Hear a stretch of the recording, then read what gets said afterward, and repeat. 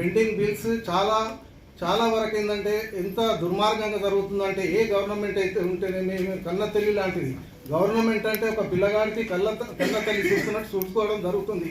ఇవాళ డబ్బులు అంటే ఒక ఏంటంటే సేమ్ థింగ్ అడగడం ఒకలకు.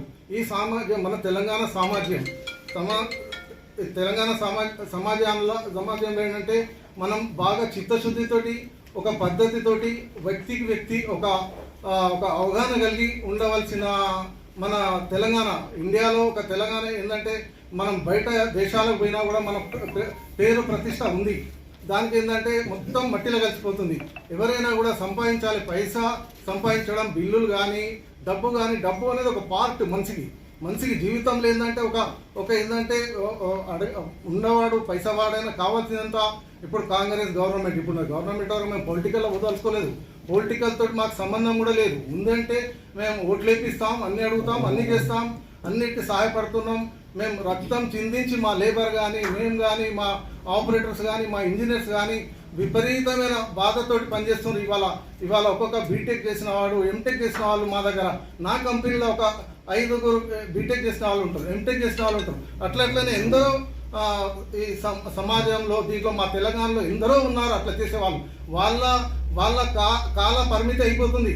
వాళ్ళు ఒక సంవత్సరం మొదలుపెట్టి మా దగ్గర 10 సంవత్సరాలు చేస్తాం. 10 సంవత్సరాలు చేస్తాం, మళ్ళీ గవర్నమెంట్ ఏదైతే జాబ్ కూడా దొరకదు వాళ్ళకు.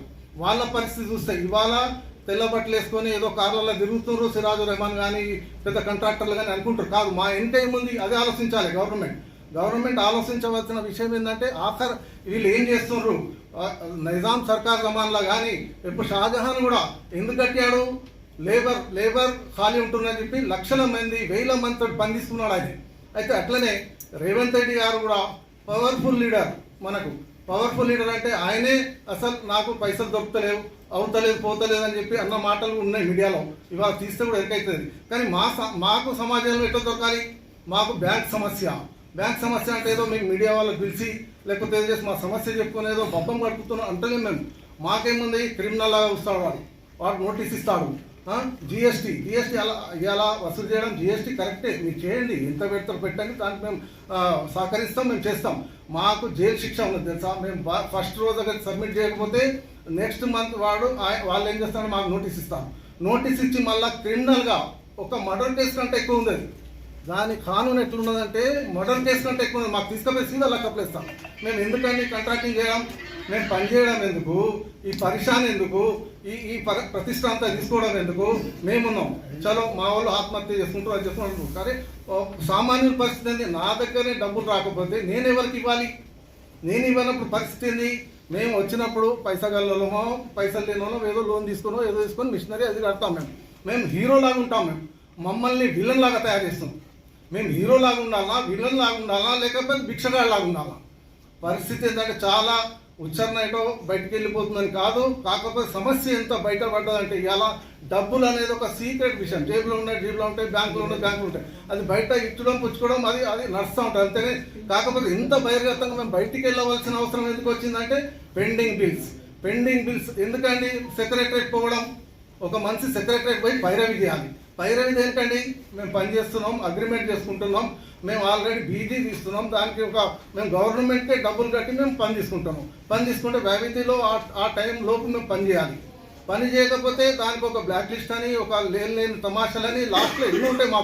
మీరు డబ్బులు ఇవ్వకపోవడం ఏంటిది, మేము అడగడం ఏంటిది? అడగంది తల్లి కూడా తిండి పెట్టదు. కానీ మేము అడుగుతాం. ఎక్కడ పోయి అడగాలి? సెక్రటరేట్ పోవాలంటే పాస్ తీసుకోవాలి. మామూలు మనిషి అయితే పోలేడు. నెలలు పట్టిపోతాయి, గంటేస్తున్నారు. వాళ్ళకు ఒక దుర్మార్గంలాగా చూస్తున్నారు వాళ్ళు. ఈ పరిస్థితులను ఎందుకు వస్తున్నాయంటే గమనించాలి. గవర్నమెంట్ మాతో సహకరించాలి. వాళ్ళకు మేము సహకరించడానికి తయారున్నాం. నమస్కారాలు మరియు తోటి కాంట్రాక్టులు నాకు హృదయపూర్వక నమస్కారాలు తెలియజేస్తూ ఈనాటి ఈ ప్రెస్ మీట్ కార్యక్రమం జనరల్గా మాది బిల్డర్స్ అసోసియేషన్ ఆఫ్ ఇండియా ఎప్పుడు ఇలాంటి కార్యక్రమాలు పేమెంట్ల గురించి అనేది ఎక్కడ పెట్టలేదు. మా హక్కుల గురించి పోరాటం చేసే సంస్థ ఇది. కశ్మీర్ నుంచి కన్యాకుమారి వరకు 264 సెంటర్లు ఉంటాయి. దానికి నేషనల్ వైస్ ప్రెసిడెంట్ నేను. ఇక్కడ కేవలం పేమెంట్ల గురించి రోడ్డు ఎక్కడం అనేది ఇది మా దురదృష్టకరం. 6 ఏళ్ల నుంచి పేమెంట్ జరగట్లేదంటే జరుగుతున్నాయి, కొంతమందికి జరుగుతున్నాయి. ఎవరికి జరుగుతున్నాయంటే కార్పొరేట్ సంస్థలకు జరుగుతున్నాయి. దాదాపు 2000 కోట్లు ఉమ్మడి ఆదిలాబాద్ జిల్లాలో పెండింగ్ ఉన్నాయి. టోటల్గా తెలంగాణ స్టేట్లో 2000 కోట్లు ఉంటాయి. 20,000 కోట్లు ఉంటాయి. 20,000 కోట్లు ఇది 6 ఏళ్ల నుంచి వస్తున్నాయి. మళ్ళీ కొత్త పనులు జరుగుతున్నాయి, కొత్త టెండర్లు పిలుస్తున్నారు. అసలు ఇట్లా జరుగుతున్న ఈ కొత్త టెండర్లకు మళ్ళీ 20,000 కోట్లు ఎప్పుడు ఇవ్వాలి, ఎప్పుడు అయిపోవాలి? దానికి మా డిమాండ్ ఏంటంటే ఎట్లా పని చేసిందో ఫస్ట్ ఎవరు ముందు చేసిందో వాళ్ళకి పేమెంట్ ఇవ్వాలి.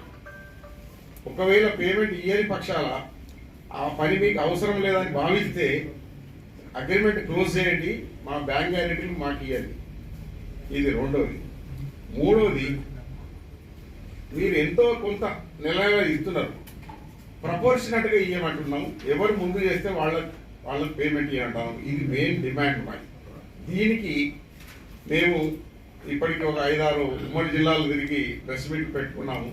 అందరినీ 17వ తారీఖు నాడు హైదరాబాద్ ఒక మీటింగ్ పెట్టుకొని అక్కడ పనులు బంద్ చేయాలన్నా, పేమెంట్ ఇస్తారా, ఎట్లా అనేది అందరం కలిసి సమిష్టి నిర్ణయం తీసుకోవడానికి మేము ఈ ప్రెస్ మీట్ పెట్టి మాకు ఇక్కడ ఒక అవగాహన లాగా చేసుకుంటున్నాము. దీనికి యాక్చువల్గా మాకు వేరే ఉద్దేశం లేదు, గవర్నమెంట్ మీద దురుద్దేశం ఏం లేదు. మేము పని చేసుకుంటూ పోతున్నాం తప్ప ఆ పనులు చేసిన పనికి డబ్బు ఎట్లా తీసుకోవాలనేదే మాకు ఉద్దేశం. యాక్చువల్గా బిల్ మానిటరింగ్ సిస్టమ్ అని 2018 కంటే ముందు ఉంటే, అప్పుడు కాంగ్రెస్ గవర్నమెంట్ ఉంటేనే ఉంటే, ఎవరు ఎట్లా పని చేస్తే అప్పుడు ఇమీడియట్గా దాంట్లో కంప్యూటర్లో బిల్ మానిటరింగ్ సిస్టంలో ఎక్కిద్దరు. తర్వాత అట్లనే వరుసగా పేమెంట్ వచ్చేది. ఇప్పుడు 2018 నుంచి ఆ సిస్టమ్ అది తీసేశారు. అది ఎందుకు తీసేశారో అది దేవునికి తెలుసు. మళ్ళీ అది పెట్టాలనేది మా మెయిన్ డిమాండ్. ఎవరు ఎట్లా ముందు పని చేస్తే ముందు పేమెంట్ ఇవ్వాలి.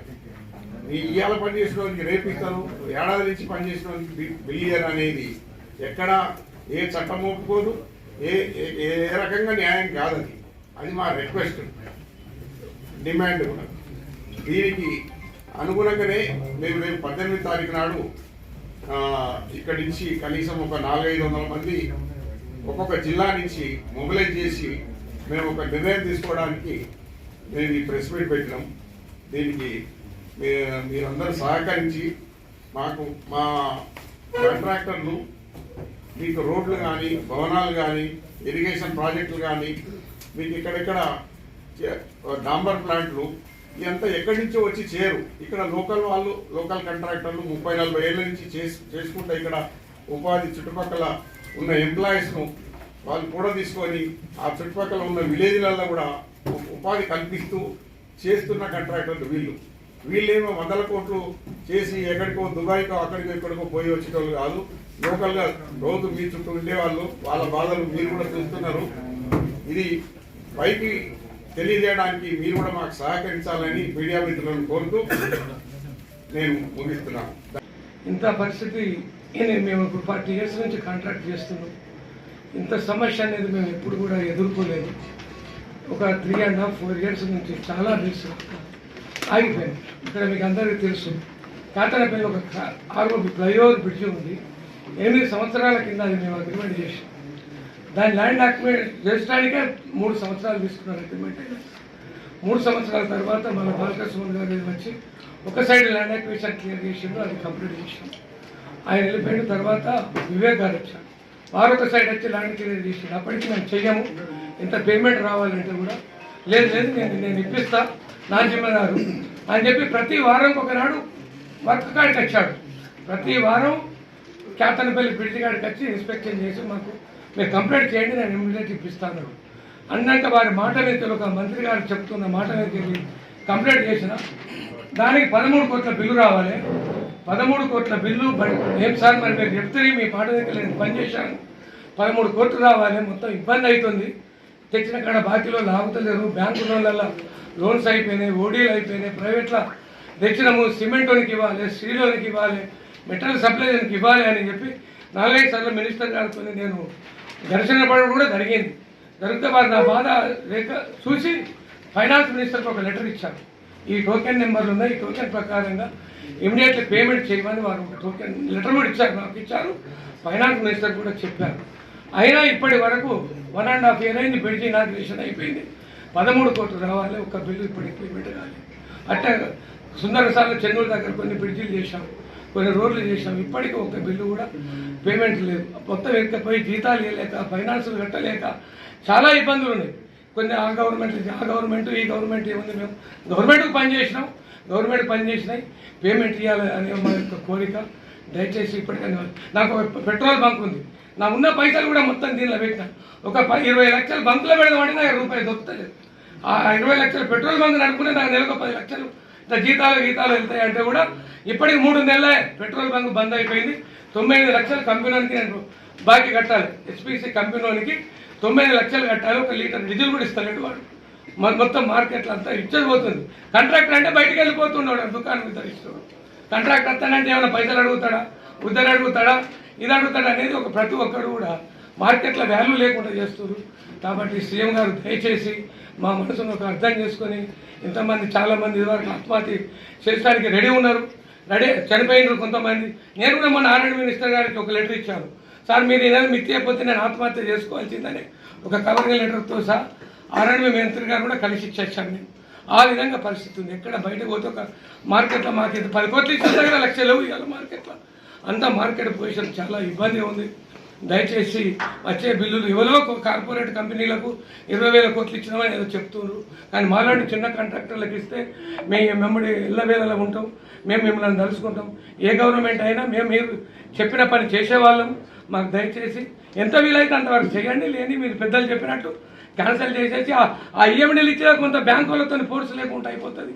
ఆ విధంగా ఇబ్బంది ఉంది. దయచేసి కొంచెం పెద్ద మనసు చేసుకొని సీఎం గారు మంత్రివర్గం అంతా దయచేసి మాకు కొద్దిగా తొందరగా కొద్దిగా ఉపశమనం కల్పించేటట్టు, ఉన్నదాలో సగమన్న కొంత రిలీజ్ చేసేటట్టు ఏమైనా ప్రయత్నం చేస్తే బాగుంటుందని భగవంతుని కోరుతున్నాం. మేము వారి మనసు చల్లగుండి మాకు ఈ నెల ఎట్లా కొద్దిగా బిల్లులు ఇప్పిస్తే మేము కొద్దిగా ఉపశమనం కలుగుతుందనేది మా యొక్క కోరిక.